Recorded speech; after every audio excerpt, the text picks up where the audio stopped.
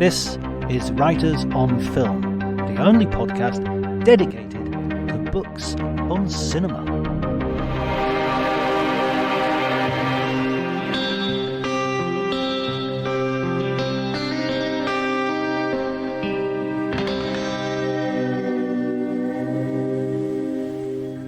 Hello everybody, welcome to Writers on Film. My name's John Bleasdale, I'm a writer and critic, and today I'm going to be talking to a much better writer, Mark Harris. He is the author of Five Came Home, Pictures from the Revolution, and his new biography of the director Mike NIchols, which has been a huge success as well. Please remember, if you enjoy the podcast, to like it and subscribe and spread the word as far wide as you can, because otherwise you're just being selfish. I mean, this is a very niche podcast, people who like reading books about cinema, so the more people who would be happy and would get something out of it, that know about it, the better it would be. So thanks very much if you can do that. You could also follow me on Twitter if you're so inclined, at Dr. Jonty, DRJONTY. But before you do any of that, please enjoy the conversation.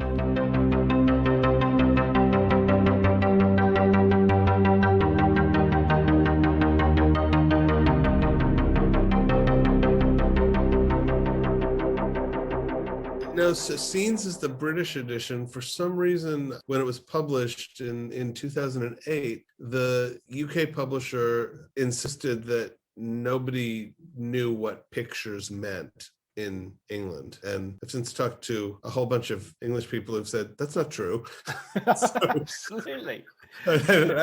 And so to this day, people think that I wrote two similarly titled books, but they're identical. Yeah, no, I did that thing of flipping between Amazon in the UK and Amazon in America, trying to work out which one was the definitive, but they're identical, so that's great. They're identical. I don't understand it. I suppose it's too late to fix it, and nobody in England will care anyway. So, but it's just a strange little thing. Yeah, we used to use the word pictures as a all the time. Going to the pictures was going to the flicks, going to the pictures. You know, it was perfectly understandable. It's slightly archaic now, but it's slightly archaic in the US now. So, you know, it's I don't understand it. How did you start writing? Do you remember what your first review was? Did you work as a critic first? What was your introduction? Yeah, I started out after college in the late 80s as an entertainment journalist, writing primarily about television, because that was the job I could get. Reviewing TV.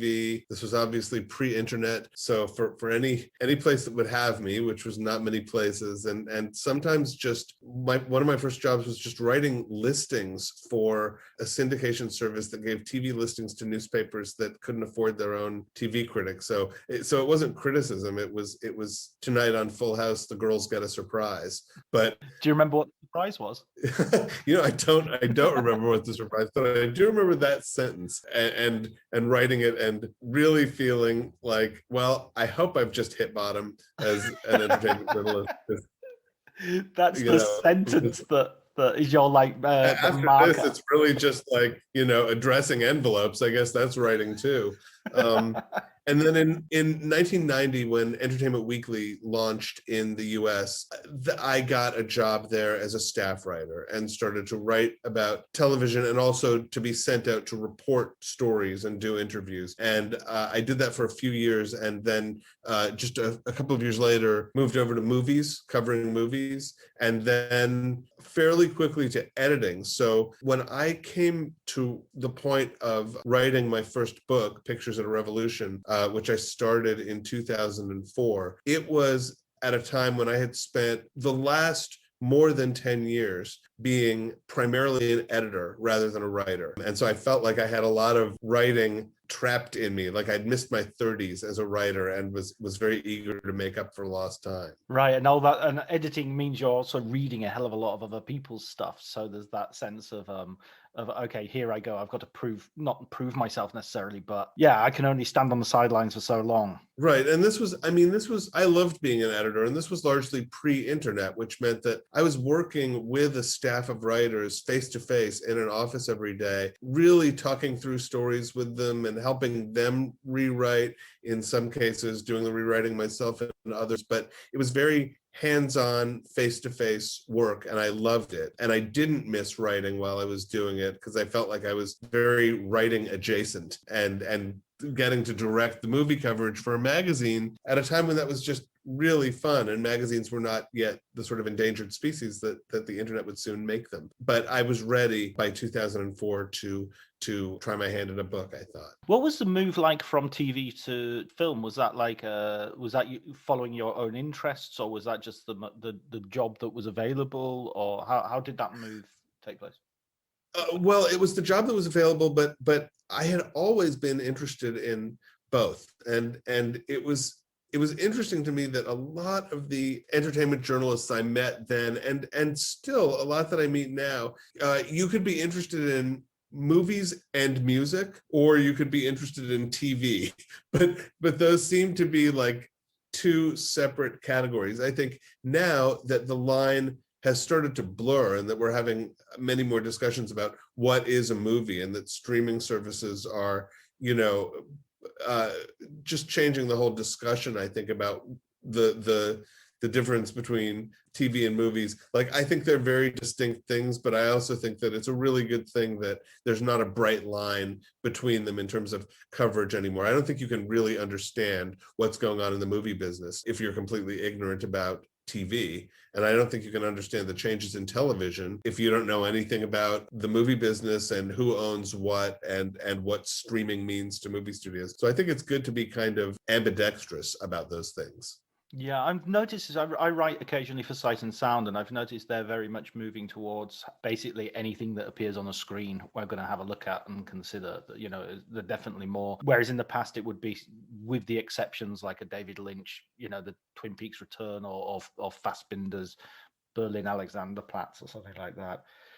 It seems to be much more welcoming. Right. Yeah. So when it came to sitting down and doing your first book, it's a brilliant concept. It's a really good concept, the idea of looking at the 1968 Best Winners category in the Oscars. Are you someone who's like, are you attracted to the Oscars as a thing, as a I am. I've always enjoyed covering them. I think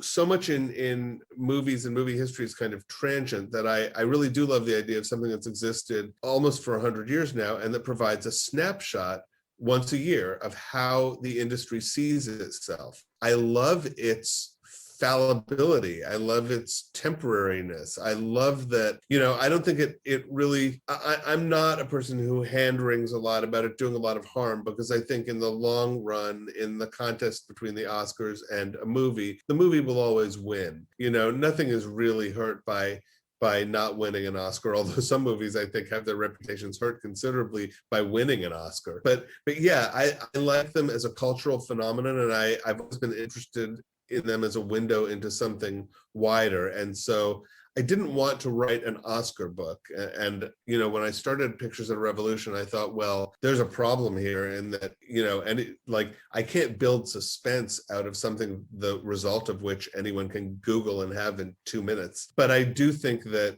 I can use these 5 movies, which I just felt strongly that I had a good idea with that particular combination of 5 movies.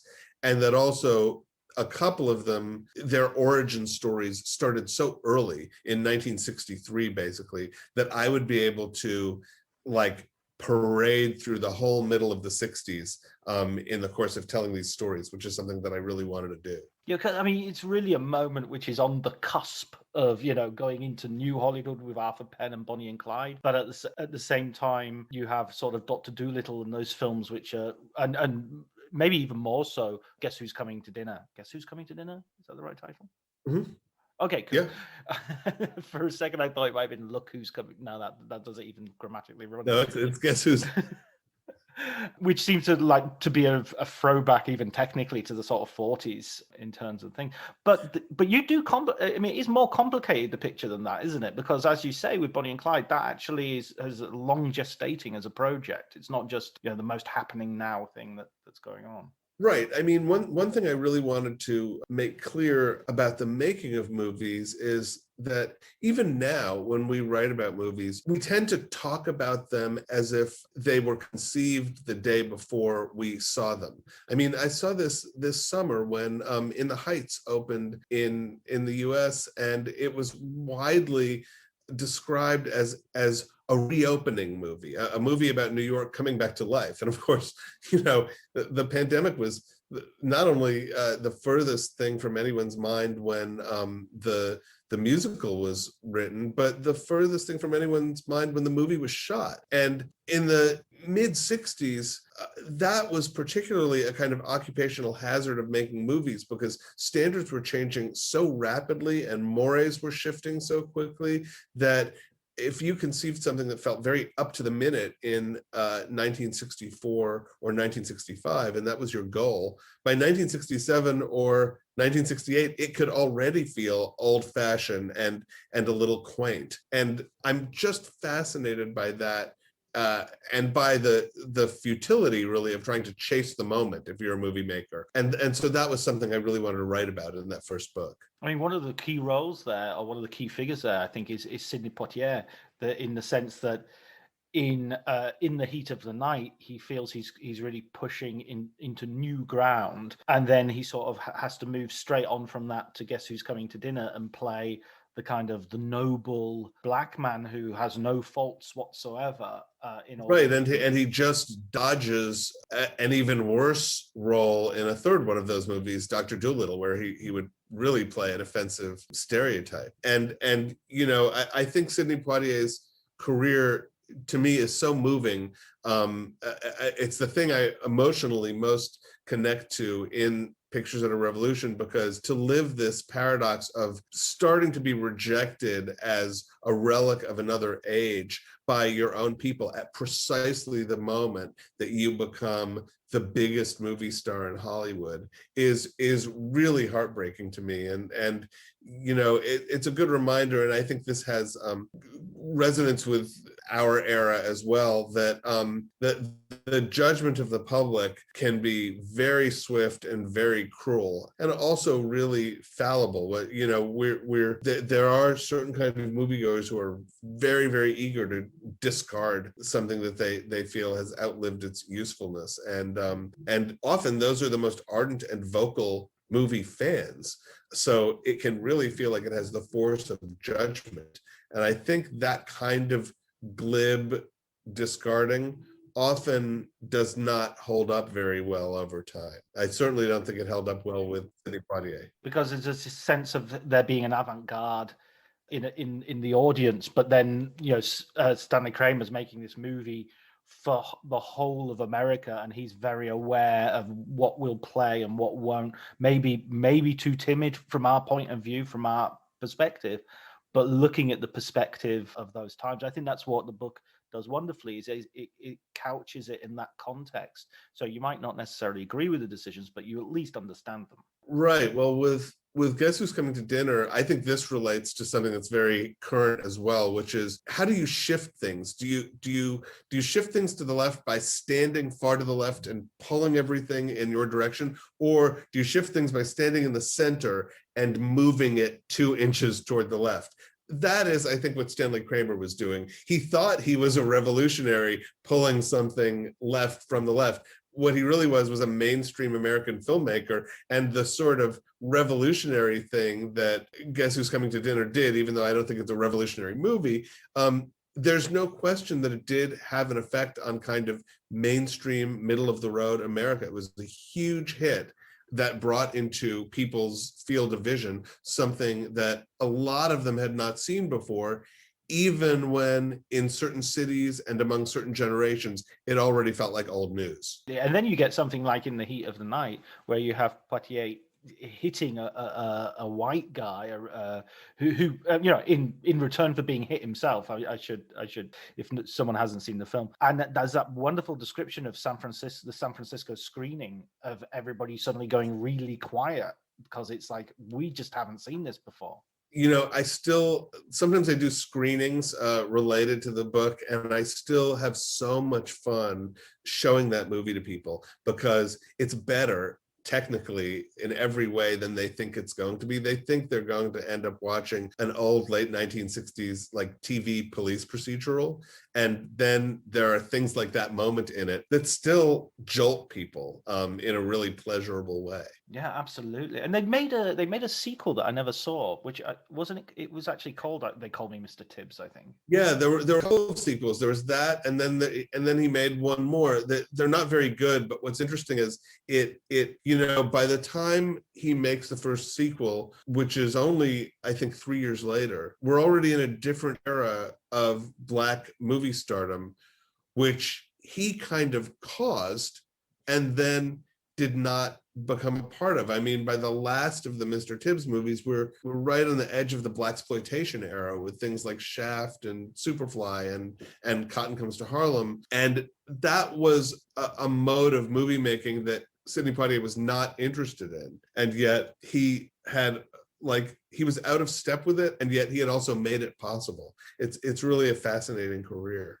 It's weird. It's like those rock and roll sort of that first generation of rock and roll musicians who were like in their 30s when they suddenly found themselves sort of the golden oldies. They broken down the barriers, and then the Beatles, the Rolling Stones, and Elvis Presley came along, and they were, well, even Elvis Presley to some extent was sort of like a nostalgic favorite, quite young. Right. I mean, you don't get very old at all before you have to start looking over your shoulder to see who's right behind you. And yet, despite the sort of controversial subject matter, or the delicate subject matter that these films were dealing with, the sort of most far out and weirdest film by far seems to be Dr. Dolittle, which is just a nuts, crazy, alcohol fueled excess. Right. I mean, I always tell people if they're reading the book, sometimes they'll say like, oh, and I really want to watch all 5 movies. You don't have to watch that one. It's actually more fun to read about, but the book doesn't work without it because it's the rule to which everything else is an exception. It's the business that Hollywood studios thought they were supposed to be in. All of the other 4 movies I write about are kind of lower budget. The Graduate is actually an indie. They're off the sort of mainstream list of what the studios are doing that year. But Dr. Dolittle is the point of 20th Century Fox, and all of the ways in which it goes wrong, picking a release date before you've got a completed script, throwing good money after bad, figuring things out, about the script when you're on the set that you should have thought of months earlier. There's a lot of relevance to how movies are made now by studios that's packed into Dr. Dolittle. And also hiring a star who's incredibly difficult on the back of a sort of slightly flukish late career hit. Yeah, I mean, it's researching Rex Harrison was the only point when I was working on the book where I actually had to stop and say to myself, okay, everything I'm finding out about him is so terrible that I need to kind of hit pause and see if I can find some people who will give me the good side of him, who worked with him. I mean, this was 12 or 15 years ago when there were still a few people around who had worked with Rex Harrison. And so I called a bunch of people, and they all said the same thing, which is, when are you writing about? Oh, 1967, no. Like if you were writing about the 40s or 50s, he was still human. But by the mid 1960s, he was just a monster. Right. So sometimes you just have to go with the consensus. It's so weird as well that there's such a... I mean, I grew up watching Rex Harrison films and thinking here's a twinkly-eyed, avuncular figure who seems to be kindness and dignity under terrible circumstances, or comedically crazy circumstances. I was prepared because I read Richard Burton's diaries a few years ago, and he dishes the dirt on several times he goes out with Rex Harrison and his wife. I think when they were making Staircase, there are some terrible story. I mean, terrible, sort of hilarious because you don't have to be there stories. I mean, alcohol is sort of a major character in the book, and is obviously responsible for a lot of what the problems were. The only thing I'll say in Rex Harrison's defense is that his extreme impatience with the way that movie was pulled together is understandable. I mean, he wasn't wrong to think this is an absolutely chaotic mess. What have I gotten myself into? Yeah. I mean, do you think also that sort of Dr. Dolittle paradigm, it kind of gives the lie to the idea that these excesses of the new Hollywood people, the Apocalypse Now and the Heaven's Gate, were something that was tied into to them being countercultural? I mean, the excesses were right there even when it was a studio picture, and it was, That's a great point. I mean, the pharmaceuticals were different, but the idea of like ego and excess pulling a production out of control far precedes the advent of the new Hollywood. I think the big paradigm shift in the new Hollywood was of course that directors were given much freer reign, that they sort of became stars, and so a director could pull a production out of control in a way that wasn't as common before the mid 60s when there were tighter reins on. I mean, even in 1966, when Mike NIchols made Who's Afraid of Virginia Woolf, he was fired by Jack Warner out of the editing room in post-production. That even as late as 1966, when a director was sort of acting up too much, a studio could just absolutely pull the reins, and that really did change a lot in the new Hollywood era. Yeah, I mean that's a good way of segueing into Mike NIchols, because of all the directors. I mean, I have a lot of time for Arthur Penn and a lot of respect for Norman Jewison, but Mike NIchols, you do get a feeling, is this sort of new idea of as you were sort of saying, the director is superstar at this point. He came to Hollywood as one kind of superstar because he had this reputation both as a performer and as a real New York theater hitmaker.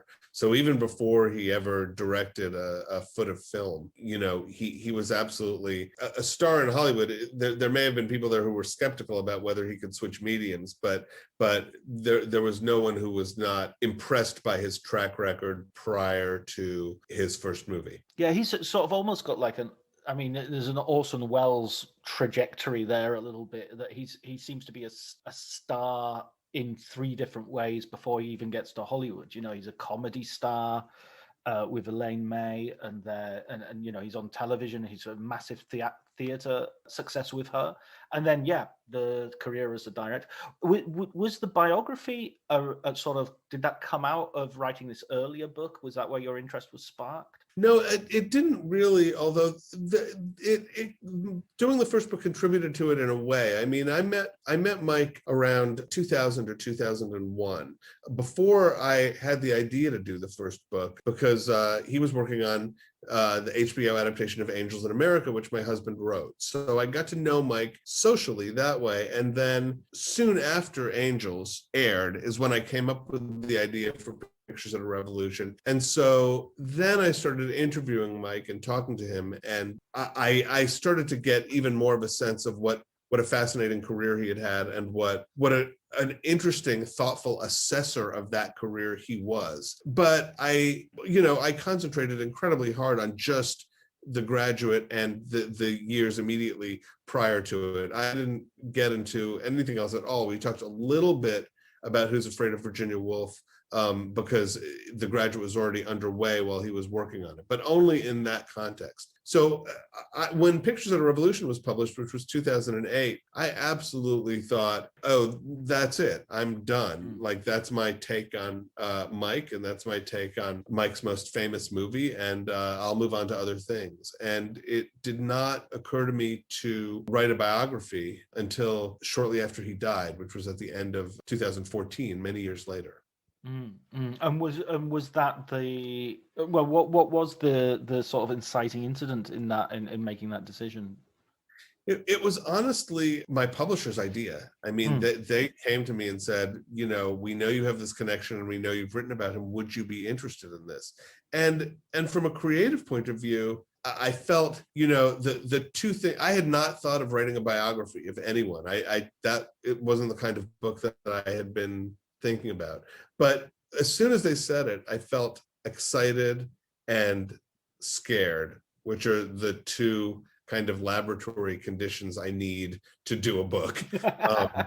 Plus caffeine and no, you're away. Right.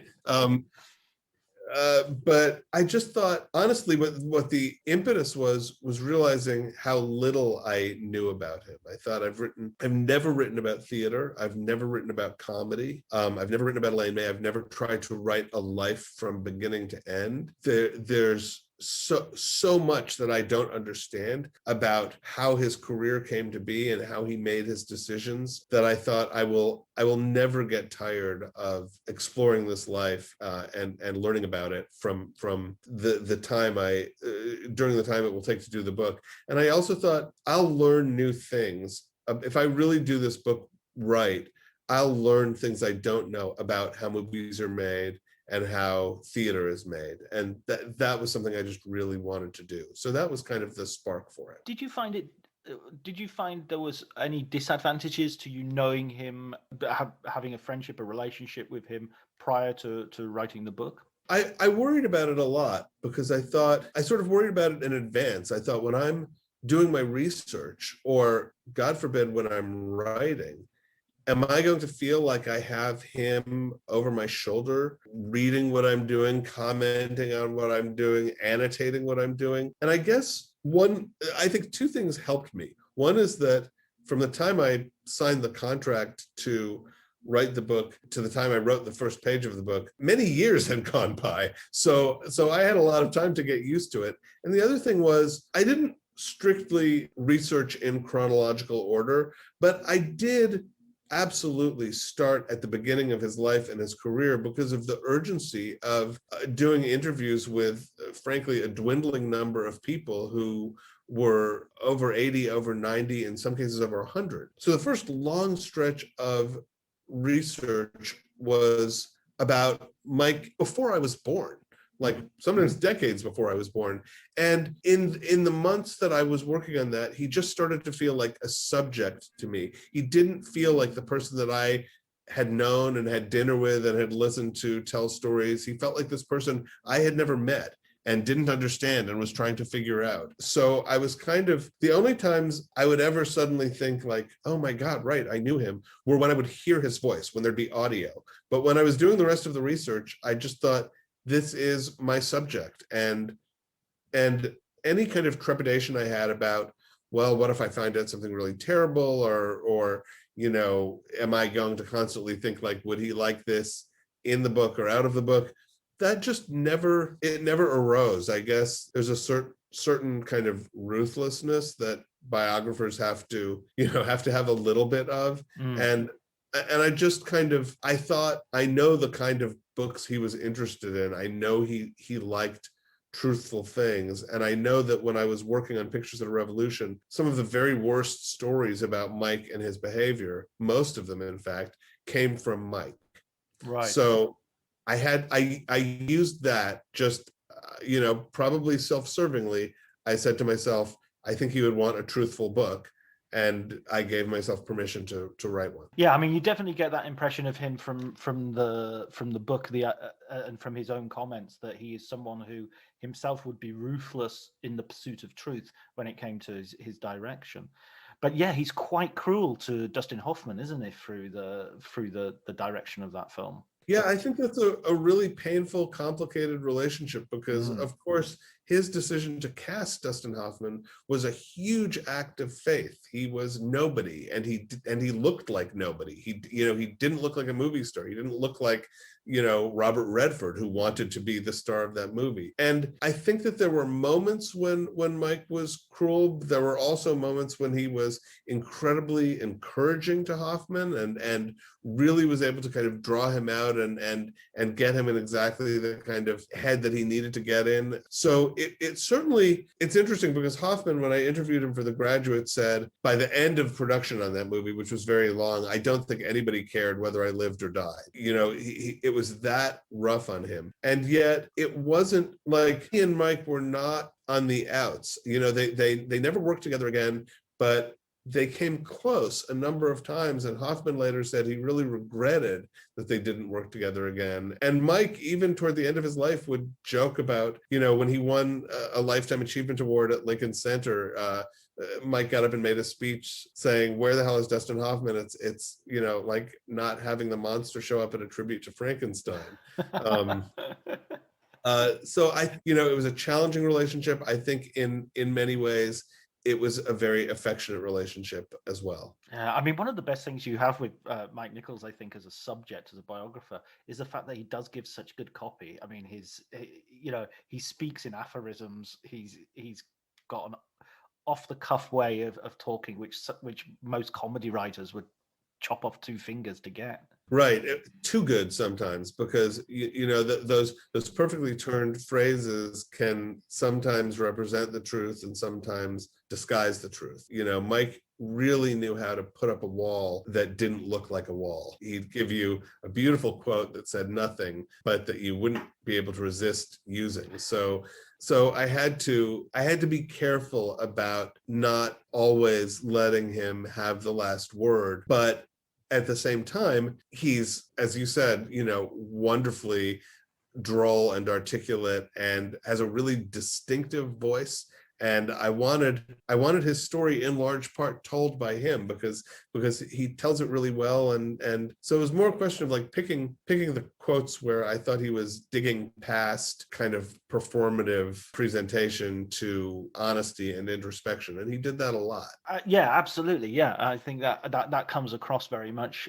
Speaking about his film career, of course, he swaps The Graduate for Who's Afraid of Virginia Woolf quite early on. The Graduate was supposed to be his first film, or maybe there was a couple of early attempts beforehand. He had toyed with doing this play called The Public Eye as a movie, but yes, The Graduate was at one point going to be the first movie he did after The Public Eye fell apart, and then Who's Afraid of Virginia Woolf sort of jumped the line, and there was a moment to do it right then. And so that, but yes, I think Mike always thought for a long stretch that The Graduate would be his first movie. And Who's Afraid of Virginia Woolf is an amazingly sort of confident debut, especially from a theatre director doing a theatre piece, a play, and yet he manages to render it cinematic without not necessarily doing anything gimmicky, but he's moving the camera a lot. He's, it's the opposite of a sort of filmed play. It's amazing to me because I think Mike thought strategically a lot of the time, and I think he thought,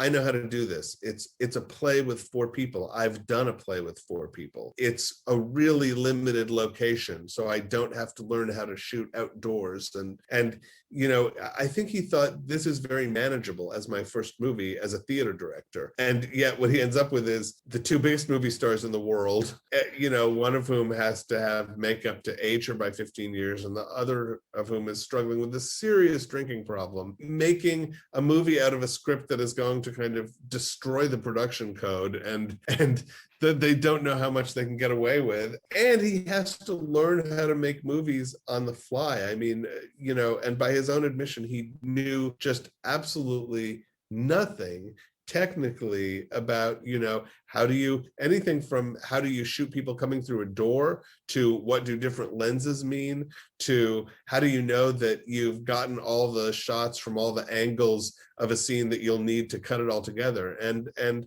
Mike was not, he could be high-handed, but he was really willing to learn and really eager to take help from people who he thought knew what they were doing, whether that was his editor, Sam Osteen, or Haskell Wexler, who shot Who's Afraid of Virginia Woolf, or Robert Surtees, who shot The Graduate, or Dick Silbert, who was a production designer, but could also keep the entirety of a movie in his head and its themes in his head while he was working on something. Mike really relied from his first movie on collaboration, and he really liked having other talented people in the room. So I think that was part of the key to his longevity. Yeah, and I mean, he has such a run there with his first 2 films that And also, he does, Who's Afraid of Virginia Woolf in black and white, partly because of Elizabeth Taylor's makeup effects not looking good in color. And then with The Graduate, you have this sort of young film from, it's about youth, it's about young adulthood and that moment, whereas the first one is about disappointed age, really, and things going wrong. Although I guess the characters aren't as old as, old was a different age in the 1960s, I guess. I think Richard Burton was always old, maybe. Yeah, even when he was an angry young man, he was like Right. a bit of a grumpy old guy as well. Yes. Yeah, exactly. I have to say he's one of my favorite actors from a child. I used to watch him on sort of, The Wild Geese and Where Eagles Dare, and he was my favorite sort of action hero sort of thing. Even though I think in those films he appears very little. Actually, it's mostly a double playing him. Yeah, I mean, there were times when he phoned it in, but there were a lot of times when he didn't. And I love watching him. I think his performance in Virginia Woolf is really like an all-time great. And to know what I didn't really know a lot about was how much of a problem the drinking was, and how much he struggled with it even during the shoot. And that I find really moving, and that was something that Mike was always moved by. I mean, he had no tolerance for a certain kind of misbehavior, but he worked with a number of actors who had serious drinking problems, and he was in actors very sympathetic to it. He didn't see it as, I mean, he may have seen it as a kind of weakness, but it was a struggle, I think, that he was very moved by, and he wanted to help those actors just to get to the point where they could do what he needed them to do on camera. I mean, that was true of George C. Scott and Walter Matthau on stage, or Art Carney in The Odd Couple, who had was an alcoholic. I mean, he was, Mike was not an unsympathetic man. Yeah, and of course later on he had his own problems with addiction in terms of his sort of use of cocaine. And I mean, I found there was a very rich irony, or almost a comic irony, in him directing Postcards from the Edge. And basically they're all doing toots, and yet they're doing this film which is supposed to be about rehab. I mean, I even thought like the casting of Richard Dreyfuss as a doctor in that felt like a very large wink. I'm not sure if that would have been picked up at the time. It's all really complicated. I mean, Mike had just come off of Working Girl, where he had dealt with, Melanie Griffith having a cocaine and alcohol problem. And there's a kind of tough interaction between an actress and a director in Postcards that is very much based on that Working Girl experience. And yet at the same time, he's making Postcards from the Edge with Dennis Quaid, who's having his own drug problem at the time, and goes into rehab after the movie's done. So, it was something that was certainly hard to get away from in the mid and late 80s and early 90s. Ann Roth, who was his longtime costume designer, said to me really bluntly, you can't tell the story of Working Girl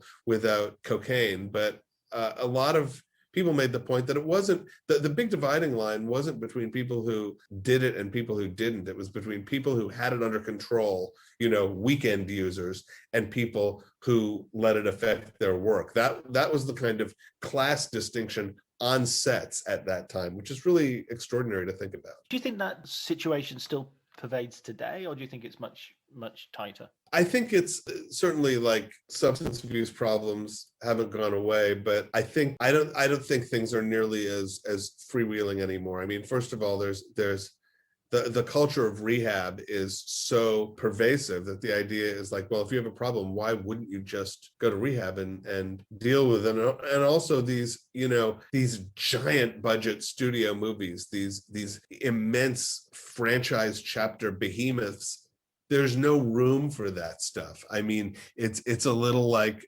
Ned Beatty and Network saying, you can't meddle with the forces of commerce that way in a studio movie anymore. There's no economic time for you to have coke problem. I mean, looking at his career, he never quite gets up to those heights that he got to with Who's Afraid of Virginia Woolf, and not in terms of cinema, maybe in terms of his plays and his television work. Do you think that's fair? Is that fair to say? Who's Afraid of Virginia Woolf and The Graduate? I think it is fair. I mean, one thing, when I was working on the book, I always knew that in my head, I was always really excited to get to Catch-22, which is the movie that he makes right after The Graduate. Because first of all, I thought, oh, great, finally I can write past The Graduate, because I truly dreaded writing about The Graduate again. I thought, I don't know how I can write about this same movie twice. And won't it be exciting to get past that and tell more of the story? But also, Mike had a giant comedy career, not very long, but huge, 4 New York stage hits in a row with the first 4 plays that he directed, and then 2 huge back-to-back movie successes. And I thought, won't it be interesting to find out what happens when he comes to Earth? Not just when he has a flop, which Catch-22 was, but when he has to accommodate himself to a whole new rhythm of, like, you're a director, you're going to have successes, you're going to have failures, you're going to have a couple of big successes and a couple of things that are critically acclaimed but don't make a ton of money, and a couple of things that make a lot of money even though they have okay reviews. You're going to have a more normal career now. How do you process that? How do you, when you don't have your first failure until you're almost 40, and you have what turned out to be 40 years of your career still ahead of you, how do you function? What do you learn from failure? What do you learn from your ability to recover from failure?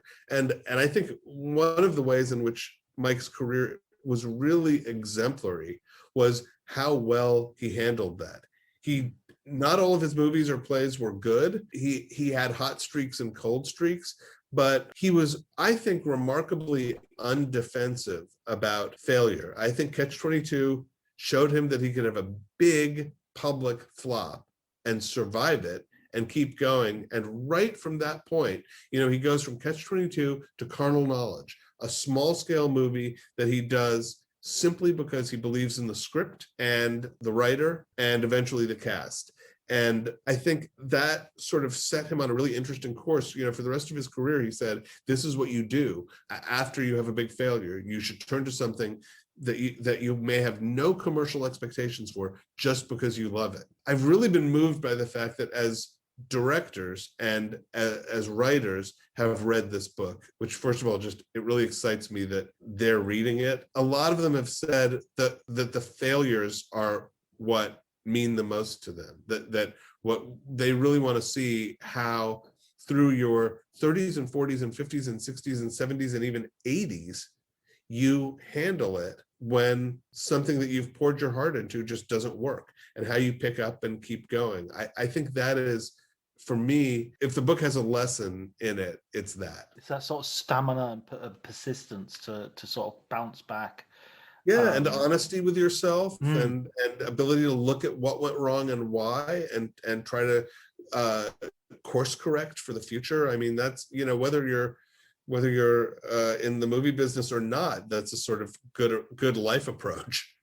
Right, for everything. Yeah, absolutely. I mean, I don't want to give the impression either that, following The Graduate, he made a ton of great movies after The Graduate as well. Oh yeah, I mean, it would have been dismal if I had just been writing about 40 years of failure. I don't think I would have taken that on, or I would have ended the book a lot sooner. Right. But I mean, there are those movies, even like Catch-22, which maybe didn't quite hit with the public for reasons that are not necessarily because of the movie itself, that I think the book really encourages people to go back and watch again with a different eye. I mean, I remember seeing Catch-22 I must have been like 14. I saw it on television, Channel 4 in England, and it just freaked me out so much. It's a war film that freaked me out. Several scenes that you describe in the book as well. So I knew it was considered sort of unsuccessful, especially from the point of view of this great novel that it wasn't able to sort of replicate on the screen.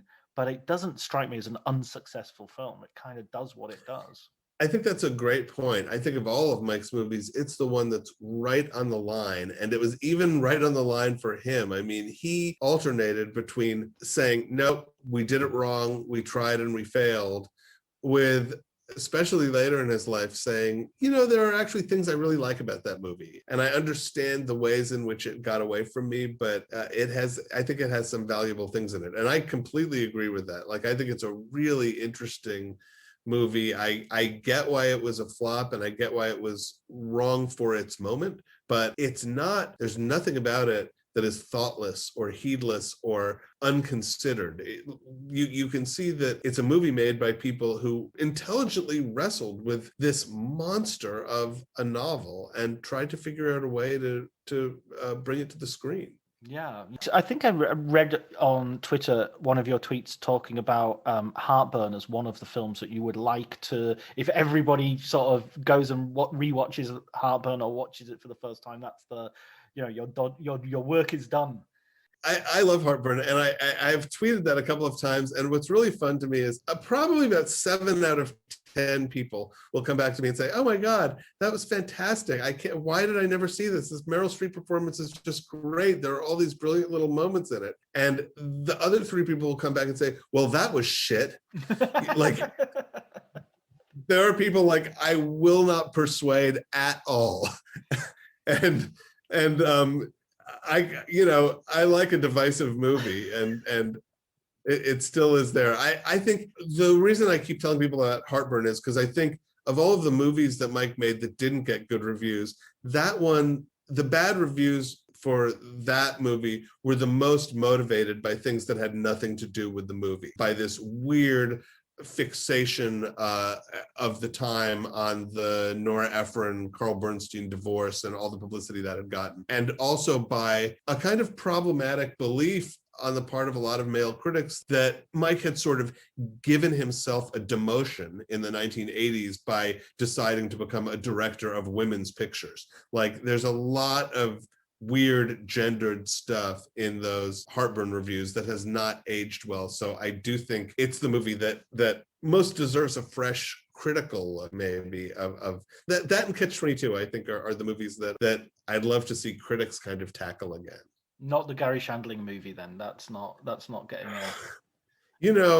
I mean, I talked to a bunch of people who were in the Gary Shandling movie and who worked on it. Nobody was willing to say, no, it's really great, it's just misunderstood. I mean, it just didn't work. Right.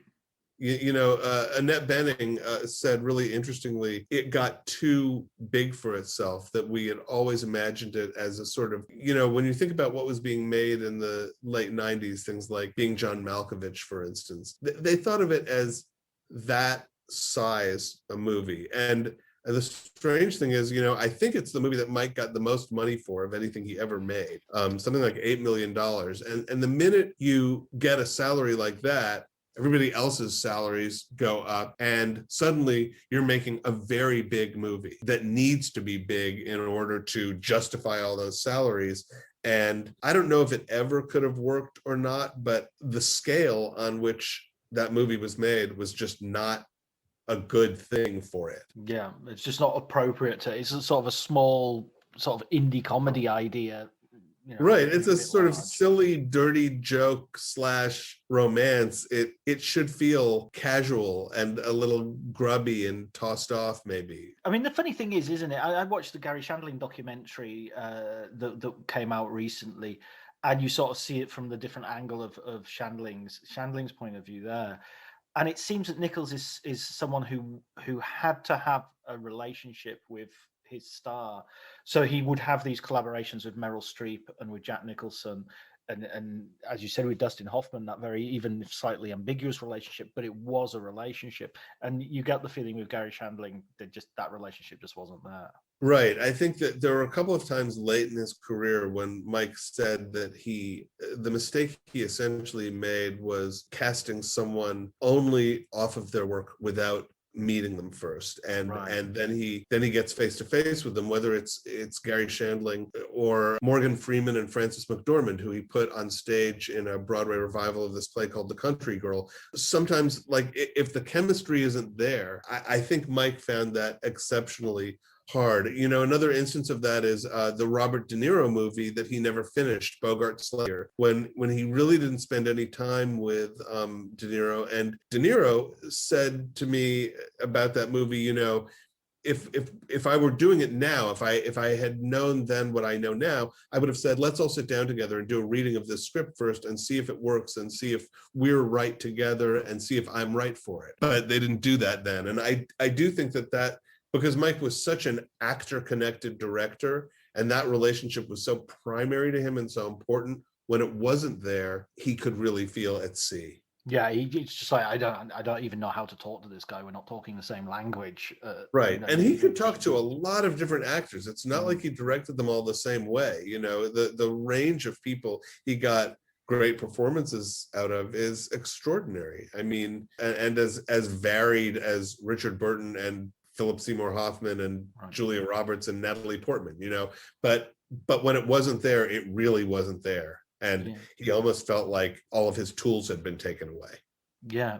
I mean, that's the amazing thing of looking at that run of films and seeing how many great collaborators he made, sort of like Emma Thompson in Angels in America, and who sort of become very close friends. I mean, even Gene Hackman, he fires him from The Graduate, and then he casts him in Postcards from the Edge, and sort of has and The Birdcage, right? Has these strong relationships with them. Yeah, it's well, Mike, when he fired an actor, often did not fire the actor because he thought he was a bad actor. There were all kinds of reasons for it, but yeah, those collaborations, I mean, and a lot of them did become lifelong friendships. That was really key. And I think one reason I was really interested in writing the life of Mike as a director was that he's a great counterexample to the way we think of directors a lot today. I mean, I think there's a prevailing idea still, this auteurist thing, that a director is someone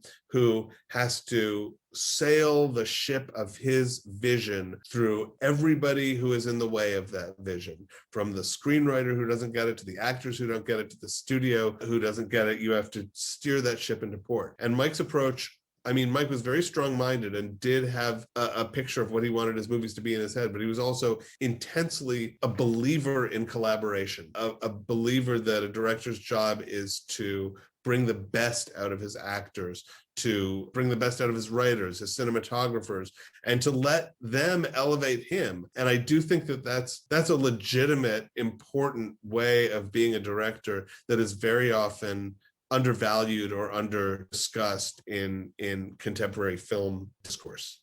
Yeah, it's that thing of like the putting aside the ego, and it's a weird combination of sort of I'm the director and sort of attempting to efface yourself and your role to some degree. Right, and Mike was not a man of small ego. I mean, he was absolutely the guy in charge on sets. But I think part of this comes from being a performer, who rose to success as part of a duo where you had to carry the other person and let them carry you because you were in it together. And part of it comes from being a theater director, where the writer, at least in New York theater, the writer really is the boss. I mean, a playwright having a Broadway production done can fire the director at any point. The director can't fire the writer. So sounds like heaven.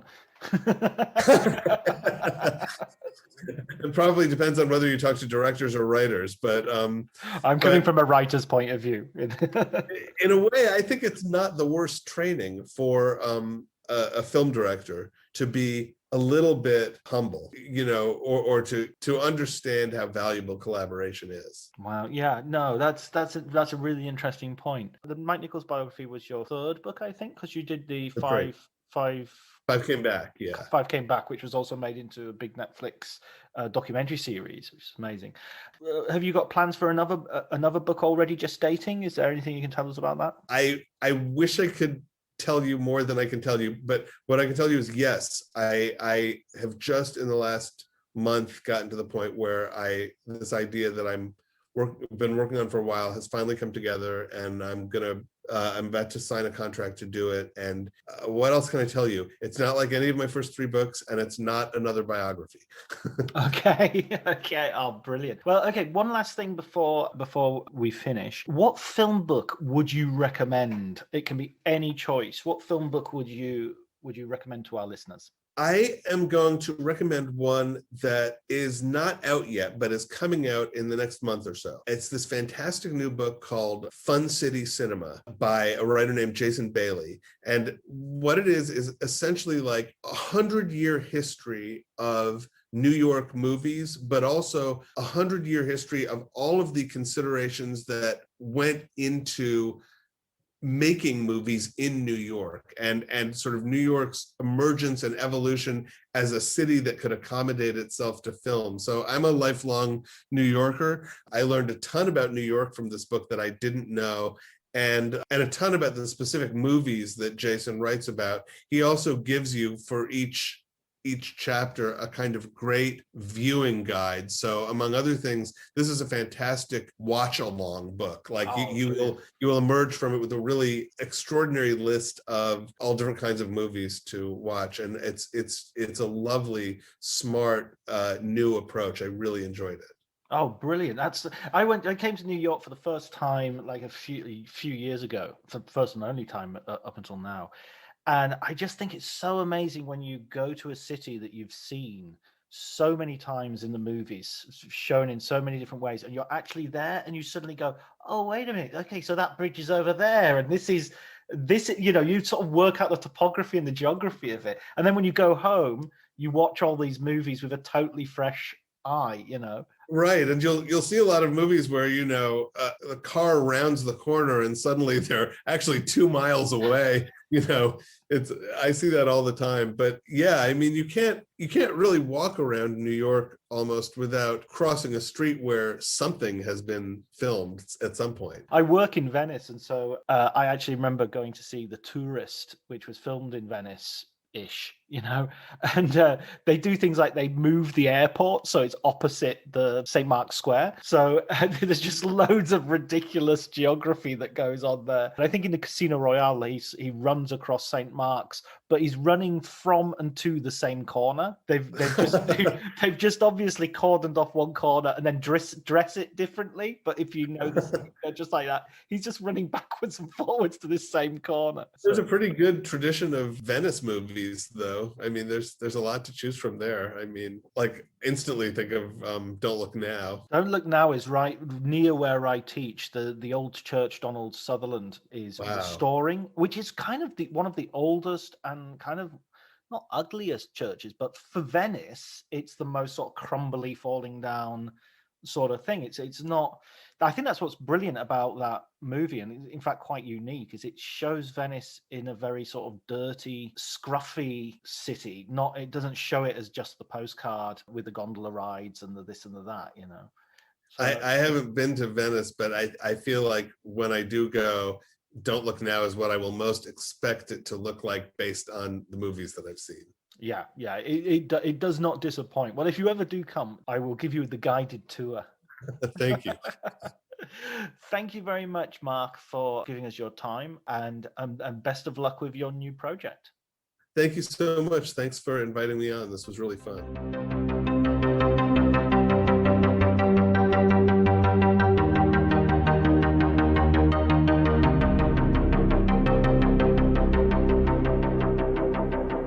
So that was my conversation with Mark Harris. His new book, Mike NIchols, the biography, is available everywhere you can buy quality books. Likewise, pictures from the Revolution or scenes from the Revolution, depending on whether you're getting the UK or the US edition. His recommended book was Jason Bailey's upcoming book, Fun City Cinema, a book about New York films. Thanks go to Elliot Atkins for the music and Elliot Harwood for the artwork, and also to you for listening. Take care.